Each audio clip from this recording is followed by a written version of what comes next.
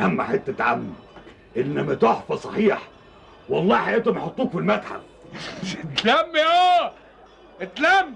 سلام يا راجل عجوز. اتلم يالا لك اضربك قدام صبيان رشيتك. قالوا ان الدور كان مكتوب لعادل امام واتاخد منه، وان المطلوب كان حد اسمر وباين عليه شبه المصريين، واللي رفض وقال مش لاعب. حتى المخرج ساب المسلسل ومشي، والمشاكل كانت محاوطه المسلسل ده من كل حته. مسلسل ارابيسك حكايته ايه بالظبط؟ وليه اسامه انور عكاشه كان خايف من المخرج؟ وهل فعلا محمود عبد العزيز رفض المسلسل عشان خاطر عادل امام؟ تفاصيل كتير هتعرفوها عن المسلسل وحكايته من طقطقه لسلام عليكم. واخر حد اتعرض عليه الدور مش هتصدق هو مين. بس ما تنساش اللايك والسبسكرايب وكمل معانا الفيديو للاخر. مسلسل ارابيسك من اول ما بداوا يكتبوا اسامه انور عكاشه وكان وراه حكايات كتير قوي. انور عكاشه كان عايز عادل امام يعمل الدور من الاول، وكان بيبعت ليه الورق مع الفنان شوقي شامخ كوسيط بينهم، عشان الزعيم كان مشغول بتصوير فيلم الارهاب والكباب. وفعلا السيناريو عجب عادل امام ووافق عليه، بس كان عنده شروط وتفاصيل عايز يغيرها في السيناريو. وطبعا دي حاجه كان يستحيل انور عكاشه يعملها، وكان رد فعله ان مش بيعمل سيناريوهات تفاصيل لحد ابدا. واتلغت فكره عادل امام يكون هو بطل مسلسل ارابيسك. جمال عبد الحميد المخرج قرر انه يرشح حد بديل عادل امام، وكان شايف ان احمد زكي هيكون لايق على الدور وشبه الشخصيه. وبعد ما اسامه وافق، فضل المخرج رايح جاي على احمد زكي في الاوتيل اللي كان قاعد فيه، وبيتكلموا ويحكوا في تفاصيل. بس كان احمد زكي في نفس الوقت بيصور فيلم ناصر 56، وكان عايزهم ياجلوا تصوير المسلسل لحد ما يخلص الفيلم. وطبعا دي حكايه كانت صعبه جدا انها تحصل، لانها بالطريقه دي ما كانوش هيلحقوا رمضان. واتلغت فكره احمد زكي من المرشحين للدور، واتطرح اسم محمود عبد العزيز اللي وافق عليه فور. بس اول ما شاف منشط في الجرائد وقتها بانه هيبقى بديل لعادل امام،